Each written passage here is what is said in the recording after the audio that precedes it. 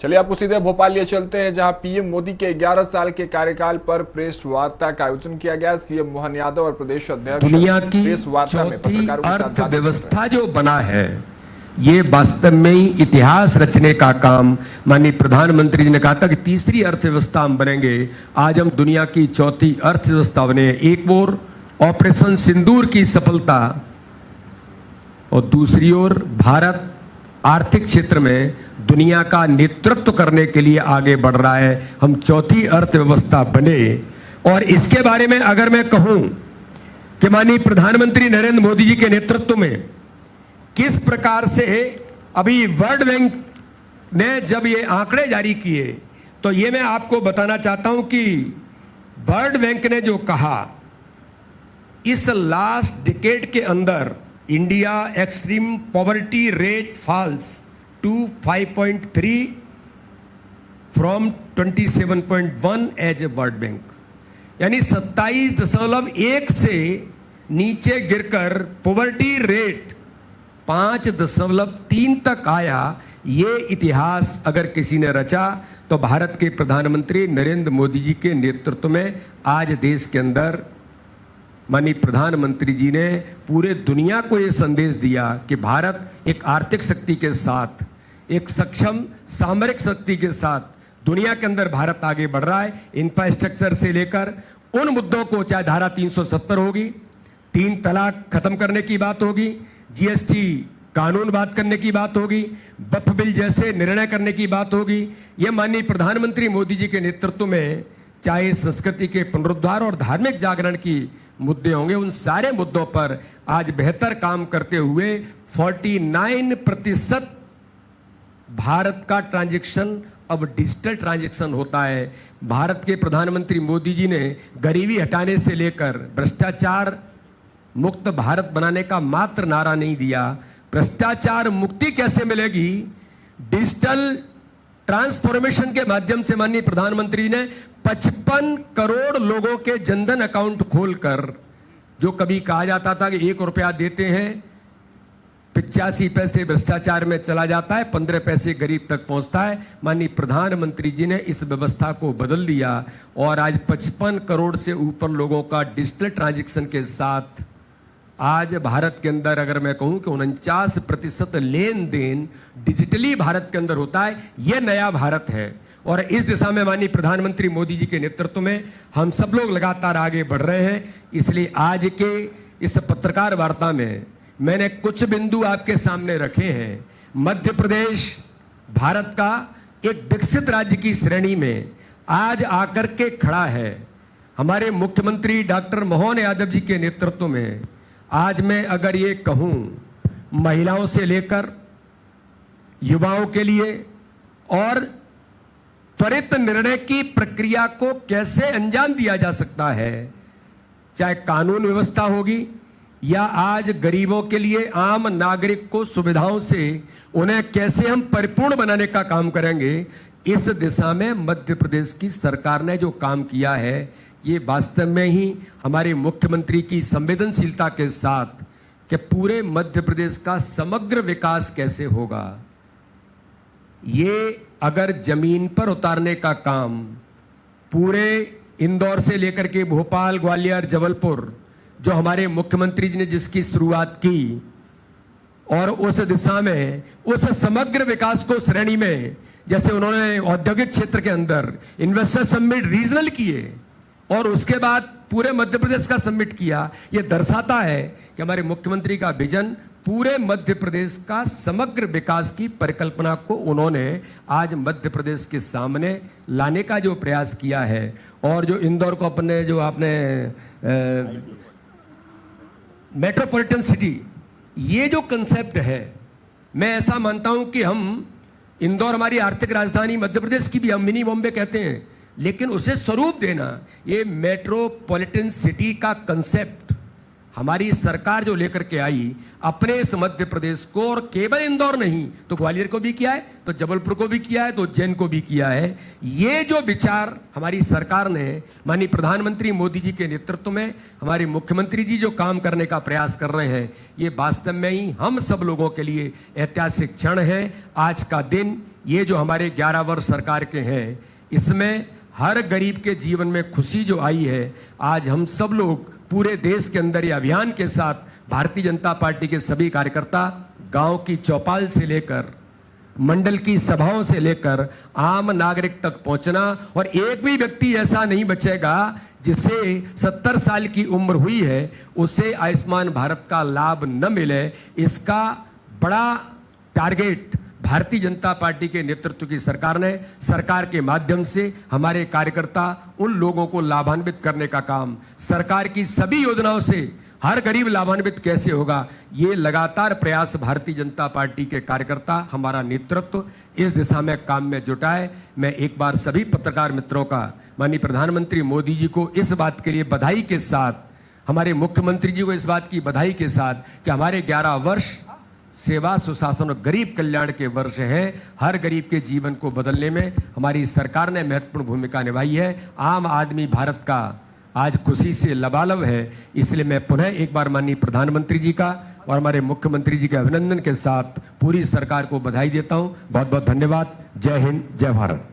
धन्यवाद माननीय अध्यक्ष जी। और अब मैं माननीय मुख्यमंत्री जी से आग्रह करता हूं, कृपया वे हम सबको संबोधित करें।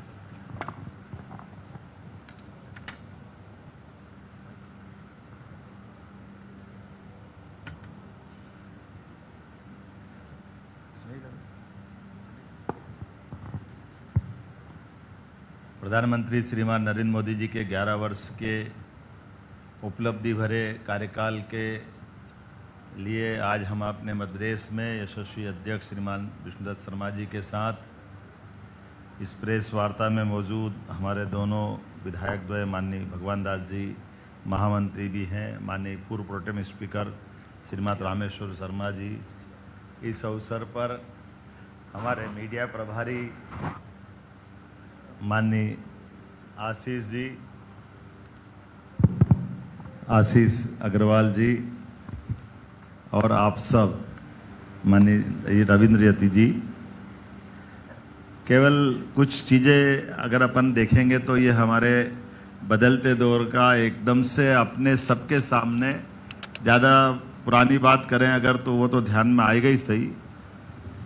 आंकड़े के अंदर देखें 1947 की अगर बात करते हैं तो आप आजकल तो चैट जीपीटी से या गूगल से देख लें कि भारत की अर्थव्यवस्था 1947 में भारत पूरे दुनिया के देशों में कौन से नंबर पे था, तो भारत 15वें नंबर पे था 1947 में। लेकिन जब मोदी जी ने सत्ता संभाली, उसके पूर्ववर्ती माननीय अटल बिहारी वाजपेयी जी को भी स्मरण करें तो लोकतंत्र की खूबसूरती है, 24 दलों को मिलाकर के सरकार चलाना, ये अलग कठिन परिस्थिति थी, लेकिन उसके बाद भी उन्होंने सरकार चलाई। और उस सरकार में भी जो निर्णय किए, ये हमारी भाजपा की कार्य करने की पद्धति बताती है कि हम इतने लंबे चौड़े एक तरह से संयुक्त गठबंधन की सरकार के बीच भी देश हितैषी निर्णय परमाणु बम का भी ले सकते हैं, जो माननीय स्वर्गीय अटल बिहारी वाजपेयी जी ने किया। और 2014 से जो हम 15 नंबर की अर्थव्यवस्था में थे, हम देखते हैं कि वित्त मंत्री के रूप में स्वर्गीय मनमोहन सिंह जी अपना कार्यकाल पूरा कर चुके हैं नरसिम्हा राव जी के सरकार के बाद में वो स्वयं प्रधानमंत्री रह गए। लेकिन स्वयं प्रधानमंत्री रहने के बाद भी वो देश की वित्तीय व्यवस्था में किस स्थिति में हमको छोड़ के जाते हैं। तो 11 नंबर की अर्थव्यवस्था से अब हम स्टार्ट हो रहे हैं, और 11 नंबर की अर्थव्यवस्था में जो माननीय मोदी जी के बहुत सारे उल्लेखनीय कामों में एक सबसे बड़ा काम है कि हमेशा नेतृत्व करने वाला हमारे नेतृत्व के लिए हर कीमत चुकाने के लिए तैयार रहे। इसलिए सरकार के मामले में तुष्टीकरण समाप्त करके जनता के लिए जो जरूरी है वो सारे कड़े फैसले लेने के लिए बगैर संकोच के आगे बढ़े। कितने प्रकार के फैसले उनने लिए, अब हम एक के बाद एक लाइन से देखें, अगर चाहे जीएसटी जीएसटी को लागू करने का मामला हो, टैक्स कलेक्शन से आर्थिक संपन्नता आएगी। और ऐसे समय में जब लोकसभा विधानसभा में लोकसभा राज्यसभा में तो उतना बहुमत भी नहीं था उनका, लेकिन कैसे वो युक्ति बुद्धि से अपने विषय को लेकर जाना और सबको सहमत कर लेना, वाकई ये सोच के भी अटपटा लगता है कि जीएसटी से आर्थिक रूप से कितना पूरे देश का परिदृश्य बदला, कि सभी प्रकार के नवाचार के लिए देश आर्थिक रूप से संपन्न बनना चाहिए। इनोवेशन को बढ़ावा देने के लिए स्टार्टअप की और दूसरी प्रकार की बात करें तो लंबी चौड़ी बात आती है, लेकिन हम सब लाइन से देखें, जहां 40 साल पहले 370 के मामले को लेकर के राजीव गांधी जी की सरकार ने घुटने टेक दिए थे। मुस्लिम बहनों की जिंदगी भी अच्छी करना, बदलना है, और ऐसे में सुप्रीम कोर्ट ने निर्णय किया था। आप केवल 2 सुप्रीम कोर्ट के निर्णय से तुलना कर लें माननीय प्रधानमंत्री जी की, लोकतंत्र खूबसूरती और लोकतंत्र की ताकत क्या होती है। सुप्रीम कोर्ट तो फैसले करेगी, लेकिन फैसले को लागू करने का दम चाहिए। और जहां 3 तलाक के मामले में सुप्रीम कोर्ट ने निर्णय किया अपनी मध्य प्रदेश इंदौर की बेटी शाहबानो के मामले में, और उसके उलट राजीव गांधी जी की सरकार ने वो फैसला बदल दिया। आरिफ मोहम्मद साहब अभी गवर्नर है, उस बात के गवाह हैं, जिन्होंने अपनी बात जिस ढंग से रखने का प्रयास किया था, और जो उनके स्वयं के शब्दों में कभी आप सुनोगे तो बताएंगे अंदर की कहानी क्या है। लेकिन माननीय मोदी जी ने शुरू दिन से जो कहा कि हम हिंदू मुस्लिम में भेद नहीं करेंगे, हमारी हिंदू बहनों की भी जिंदगी में जो मदद कर सकते वो करेंगे, लेकिन मुस्लिम बहनों की जिंदगी में भी अगर बदलाव लाना है, 3 तलाक के कानून से उनके लिए जिंदगी में अगर सुख का सवेरा आता है, तो 3 तलाक कानून को बदलने की हिम्मत भी दिखाने का काम अगर किसी ने किया, मोदी जी की सरकार ने किया। राम मंदिर के मसले पे अपन देखें, सुप्रीम कोर्ट ने तो फैसले पहले भी किए। मैंने इंदिरा गांधी जी का अपन फैसला देख ले, उनका स्वयं का इलाहाबाद हाईकोर्ट का फैसला हुआ था, उसके बदले में उनने क्या दिया, आपातकाल लगा दिया। 3 तलाक का मैंने बताया था, सुप्रीम कोर्ट ने फैसला दिया।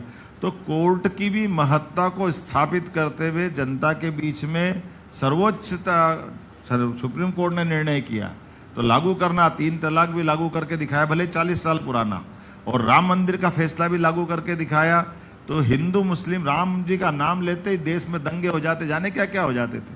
लेकिन इतने पुराने मसले को भी सबको साथ लेकर के, ना तो भूमि पूजन के समय झंझट कोई हुई पूरे देश में, ना बाद में लोकार्पण के समय हुई, और उससे बढ़कर के जो आज़ादी के समय सोमनाथ के समय निर्णय होना था, जब तत्कालीन प्रधानमंत्री नेहरू जी को बुलाया गया था कि सोमनाथ के मंदिर के भूमि पूजन लोकार्पण में सरदार वल्लभ भाई पटेल वहाँ मौजूद थे, उनने निमंत्रण दिया था।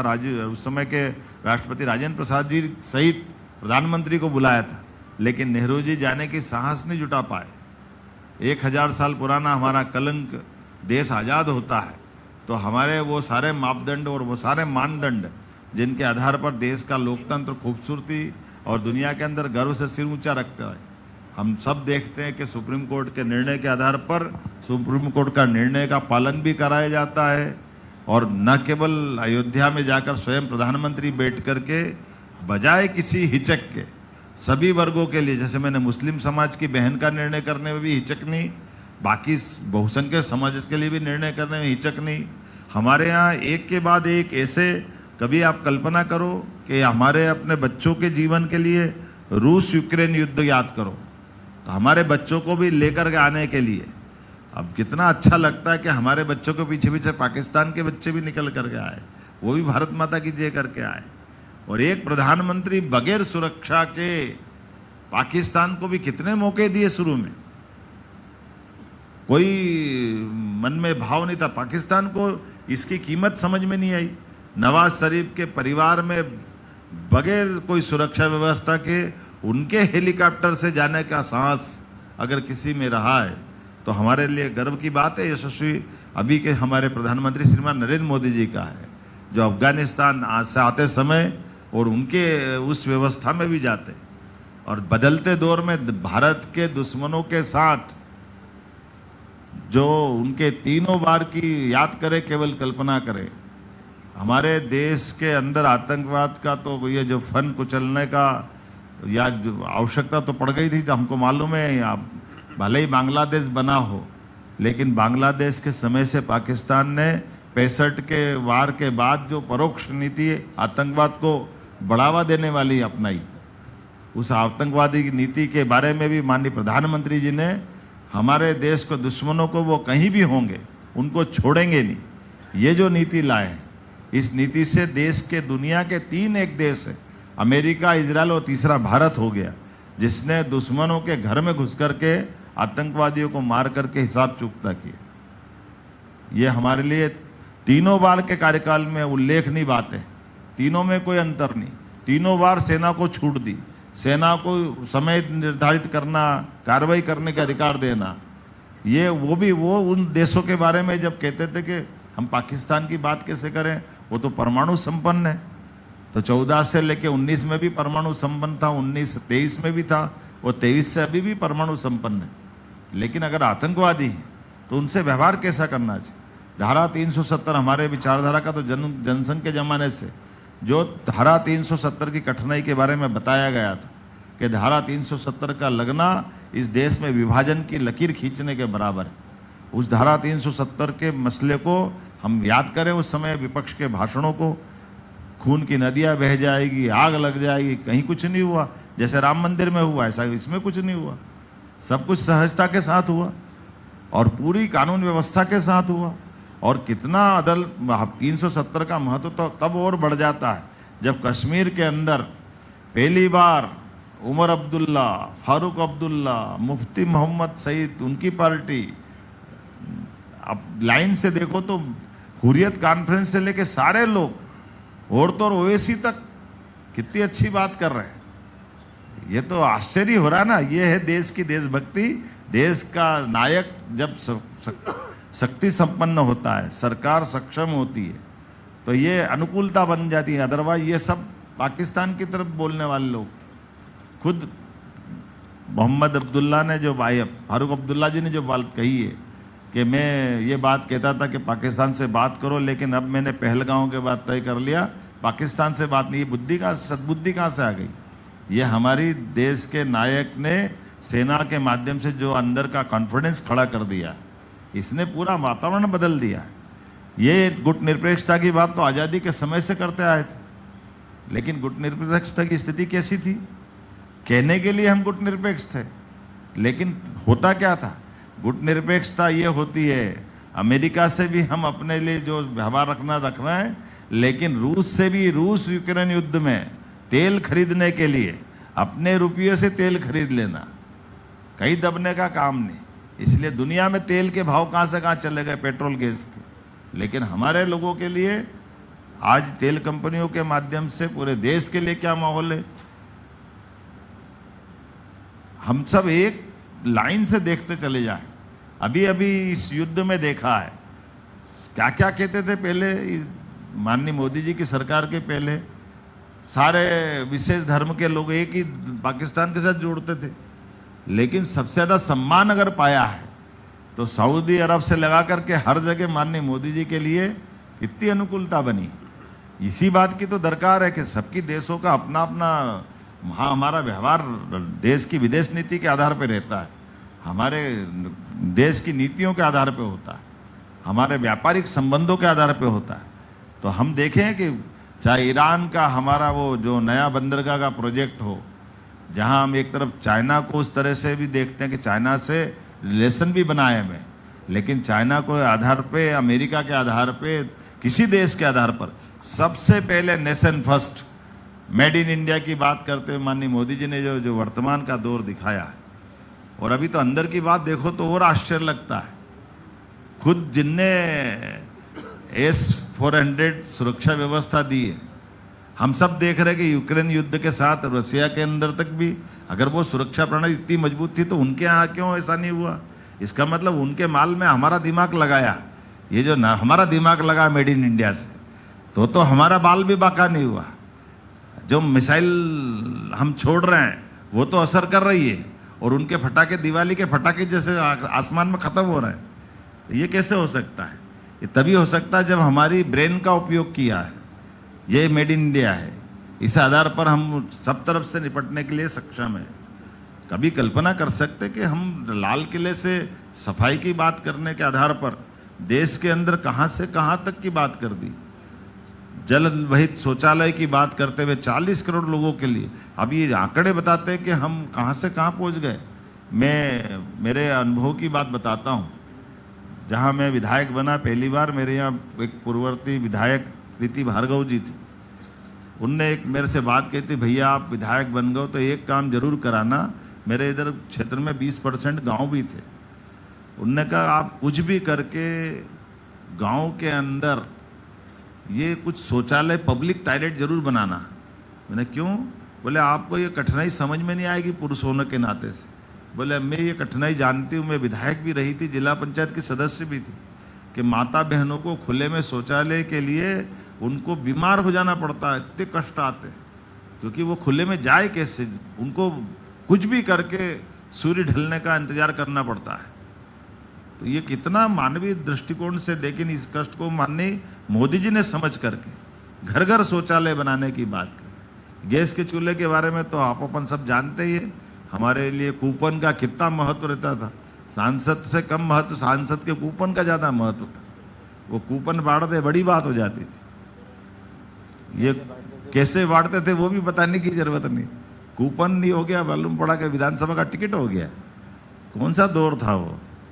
गैस का कूपन, बाप रे बाप, क्या हो जाता। आज गैस कनेक्शन की कितनी कैसी स्थिति बनी है। और सब प्रकार से कोई से भी पैरामीटर में ले लें, हम तो ये कल्पना करते हैं, अगर ये देखें कि अपने आप बदलते दौर में ये आंकड़े की बात भी करें कि जहां हमने 6 करोड़ से ज़्यादा शौचालय बना दिए, गेहूं की बात करते हैं, ये बड़ा आश्चर्य लगता है। ये हमारे लिए राम राज्य की बात है, तो राम राज्य से उस तरह से देखते हैं। भारत सरकार के अपने काम करने के तरीके के बलबूते पर अंतर्राष्ट्रीय मापदंड बदलना पड़ रहे हैं, क्योंकि उनकी जो आर्थिक दृष्टिकोण से वो हर चीज को डॉलर में देखते थे।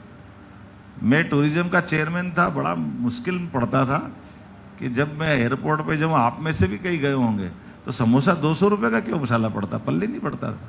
तो मैं इंदौर के एयरपोर्ट के बाहर जाके पोहे खा के वापस अंदर जाता एयरपोर्ट कि इतना महंगा कैसे। लेकिन आज मोदी जी ने संशोधन करा दिया कि हमारी भारतीय मुद्रा के हिसाब से यहाँ के लिए तो करो ना भाई। एयरपोर्ट हो तो एयरपोर्ट की जगह है, लेकिन ये नाटक कौन सा होता है? ये जो भारतीय दृष्टिकोण है, इसी प्रकार से लाइन से अगर अपन देखो, गरीब आदमी, गरीब से गरीब आदमी, छत पे मकान, उनका खुद का मकान होना चाहिए।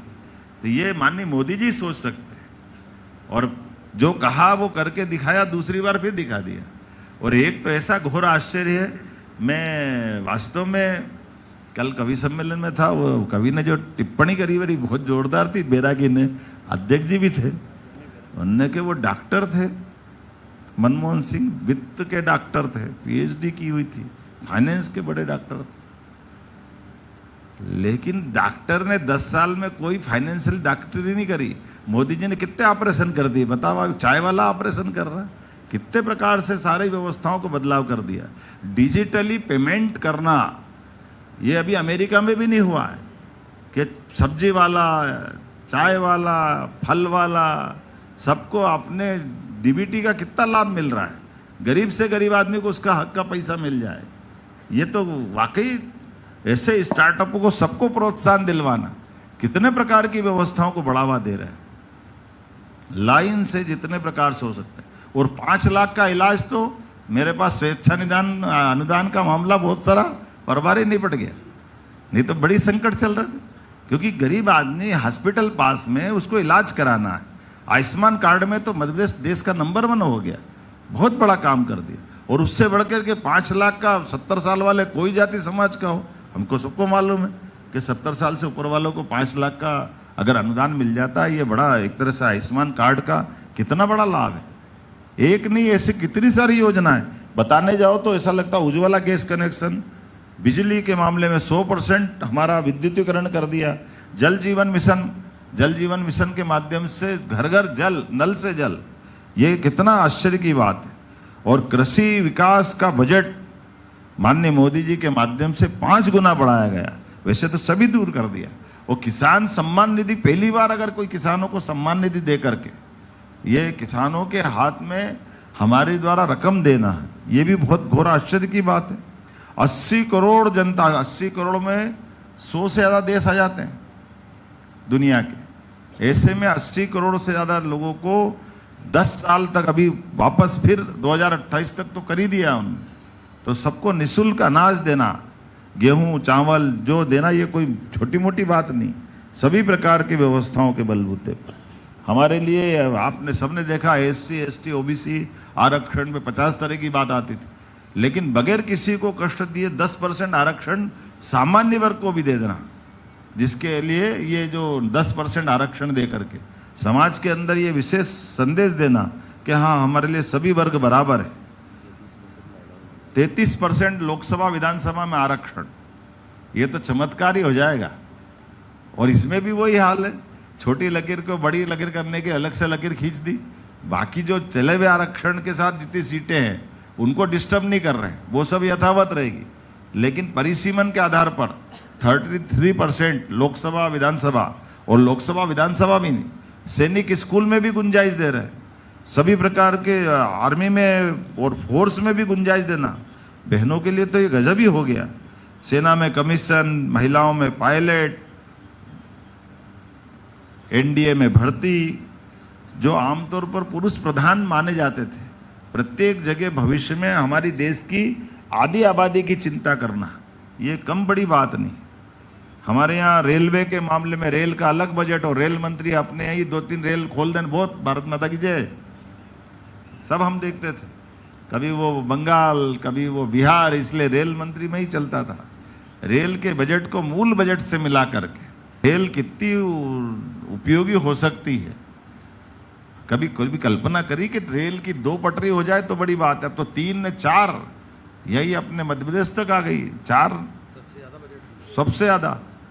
और इंदौर मनवाड़ा 18,000 करोड़ से ज्यादा की तो एक नई दुनिया खुल जाएगी अपने यहाँ से।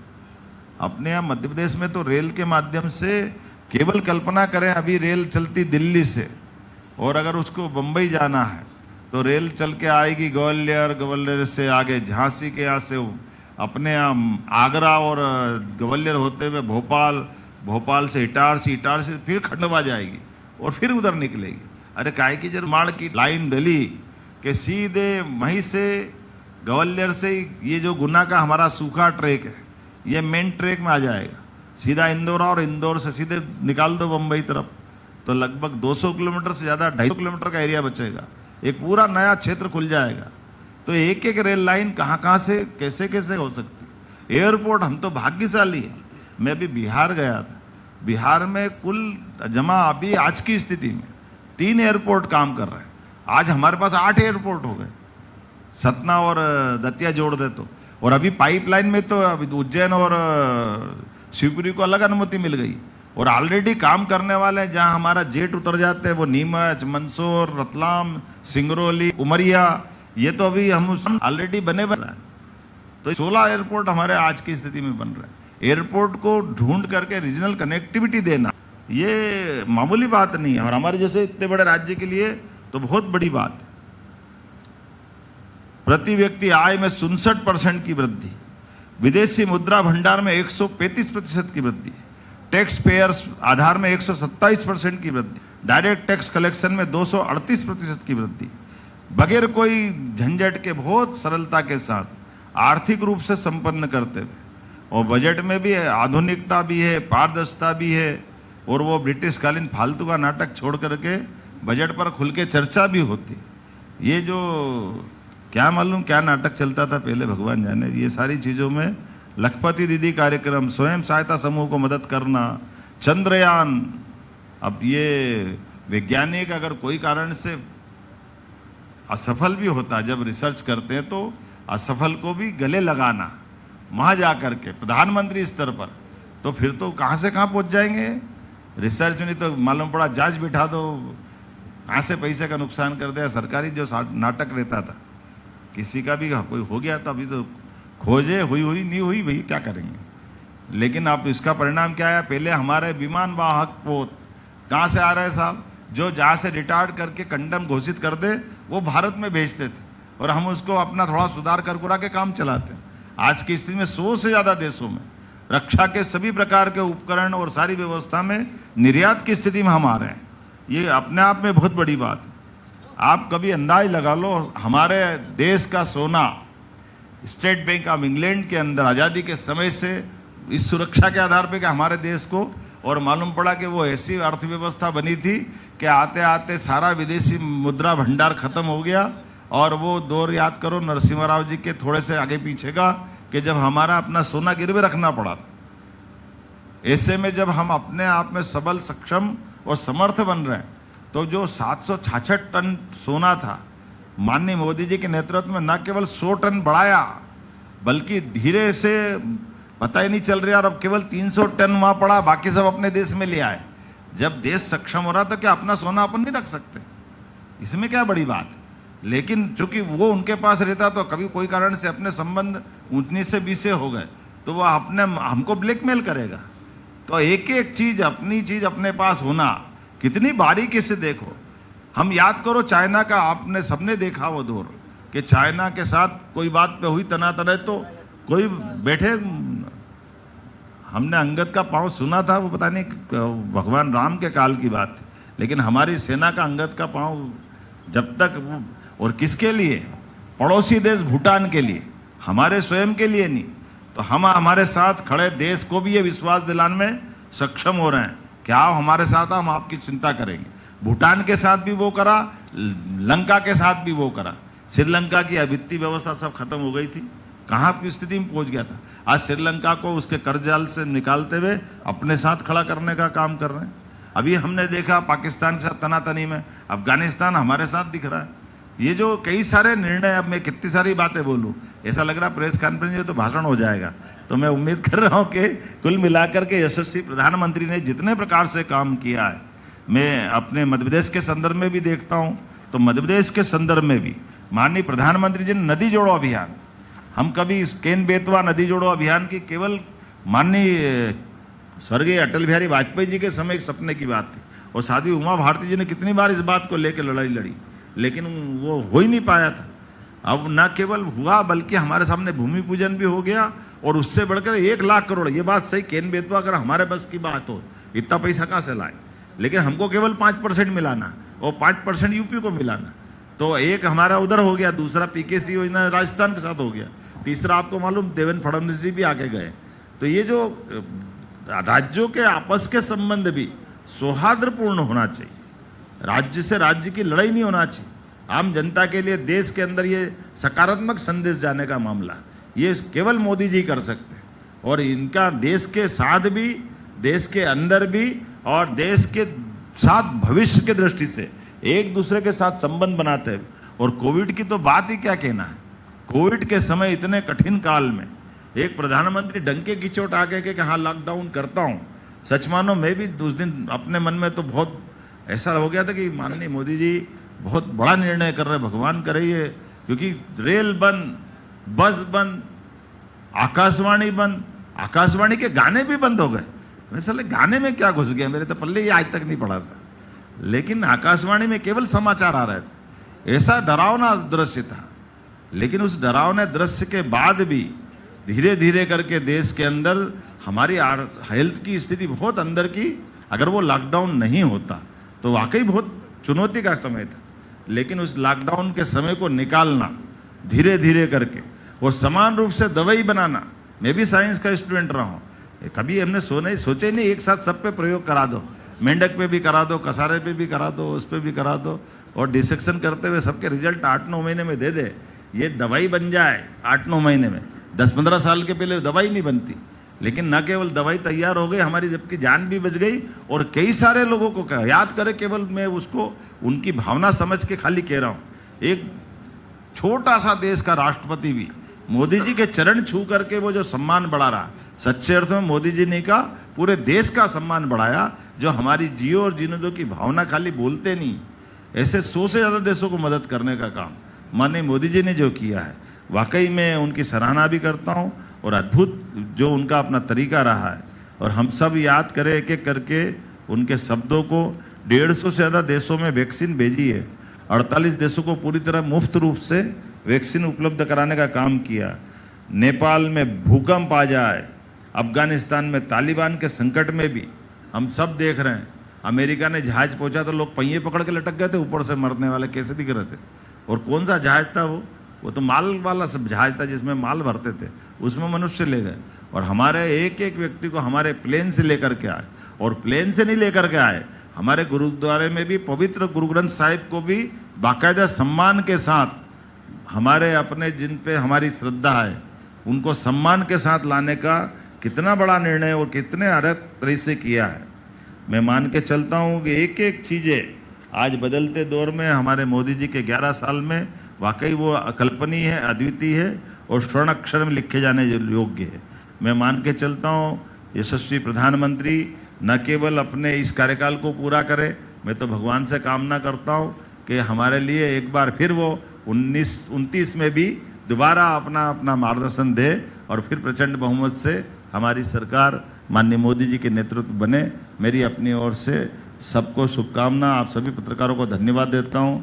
हमारे राज्य में भी माननीय मोदी जी के आशीर्वाद से डबल इंजन की सरकार काम कर रही है और आपके सहयोग से, सतत संवाद से भारत ने जिस प्रकार से अपने लोकतंत्र को गौरवान्वित किया है, मध्य प्रदेश भी इसी आकांक्षा के साथ मेरी अपनी बात को पूरी करता हूँ। बहुत धन्यवाद। धन्यवाद माननीय मुख्यमंत्री जी। इसके बाद कुछ प्रश्न। सबसे पहले विजय दास जी।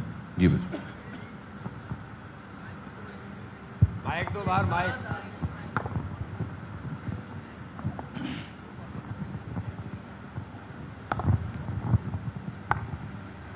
ग्यारह साल प्रधानमंत्री के, जिसमें मात्र 1.5 साल डॉक्टर मोहन यादव के हैं और 10 साल शिवराज सिंह चौहान और 15 महीने कमलनाथ जी। 10 साल में मध्य प्रदेश में जितने भी आयोजन हुआ करते थे उसमें मध्य प्रदेश के मुख्यमंत्री आगे हुआ करते थे, प्रधानमंत्री पीछे हुआ करते थे। मैं ये आरोप नहीं लगा रहा हूँ, ये सच्चाई बता रहा हूँ। लेकिन 1.5 साल में प्रधानमंत्री की योजनाएं, उनके विज़न, उनकी दूरदृष्टि और भ्रष्टाचार के खिलाफ जीरो टॉलरेंस, इन सारे मुद्दों को लेकर और आपकी उपलब्धियों को लेकर क्या आपने 1.5 साल में पाया, ये बताने का कष्ट। वैसे तो आज का दिन तो उनको समर्पित है, माननीय प्रधानमंत्री जी को, लेकिन जैसे उनके आशीर्वाद से जो मिला वो बताने का प्रयास करता हूँ। ये एयरपोर्ट का लोकार्पण, मेट्रो ट्रेन का लोकार्पण, ये हमारे तीनों नदी जोड़ो अभियान पे जो उनका आशीर्वाद मिला है, सभी प्रकार के रेल से लेकर सारे विभागों में जो उनने धनराशि दी है, और उससे बढ़कर के हमारे सारे नवाचार को भी उनने हमारी पुरस्कृत किया है। जैसे साइबर तहसील को अभी अभी हमको उनने, प्रधानमंत्री ने पुरस्कृत दिया है। हमारे अच्छे आइडिया को उनने लगाने का काम किया। अहिल्या माता के सुझाव के आधार पर पूरे देश में अहिल्या उत्सव मनवाने का निर्णय किया है। ऐसे एक नहीं, बहुत सारी बातें बता सकता हूँ। मैं मान के चलता हूँ कि यशस्वी प्रधानमंत्री के आशीर्वाद से, और उस सबसे बढ़कर 1.5 साल में 11 बार मध्य प्रदेश आना, ये हमारे लिए हमारा सौभाग्य मानते हैं। तकरीबन 14 महीने में हर महीने हमारे पास माननीय मोदी जी रहे। राकेश जी। मोहन जी, 11 महीने की बात तो विजय दास जी ने की है, पर आपके मुख्यमंत्री और उसके पहले मंत्री और उसके पहले विधायक रहते हुए मोदी जी की कार्यशैली को दूसरे प्रधानमंत्रियों की तुलना में किस तरह से देखते हैं? देखिए, आपने देखा होगा, मैं मोदी जी की कार्य पद्धति हम सबको सीखने लायक है सब क्षेत्रों में। मैं जब शिक्षा मंत्री था और उन्होंने शिक्षा नीति लागू करी तो माननीय शिवराज सिंह जी चौहान के साथ में शिक्षा मंत्री था। हमने सबसे पहले मध्य प्रदेश में वो शिक्षा नीति लागू करने का प्रयास किया था। जब माननीय मोदी जी हमारे बीच में प्रधानमंत्री बन के आए तो उनकी मेरे चुनाव के समय आखिरी सभा मध्य प्रदेश में उज्जैन में हुई थी, और उसके बाद हमने अपने विधायक के नाते से उज्जैन के प्लान को लेके चले, जिसका 2016 में हमको सिंहस्थ के समय लाभ मिला था। विजय जी। हेलो सर, मैंने देखा कि पूर्ववर्ती सरकारों में आध्यात्मिक क्षेत्र में जो कार्य किए जाने चाहिए थे, आपकी सरकार ने और खासकर विशेष रूप से आपने आध्यात्म के क्षेत्र में मध्य प्रदेश को समृद्ध बनाने और अंतर्राष्ट्रीय स्तर पर दिल्ली के लाल किले पर आपने विक्रमोत्सव कराया, तो ये सरकार का, मैं ये जानना चाह रहा हूं कि ये सरकार का जो विजन है वो अहिल्याबाई, देवी अहिल्याबाई को भी आपने एक राष्ट्रीय स्तर पर, अंतर्राष्ट्रीय स्तर पर पहचान दिलाने की कोशिश की, तो मोहन यादव जी का जो ड्रीम प्रोजेक्ट है मध्य प्रदेश के ग्रोथ को लेकर, विकास को लेकर, वो है क्या?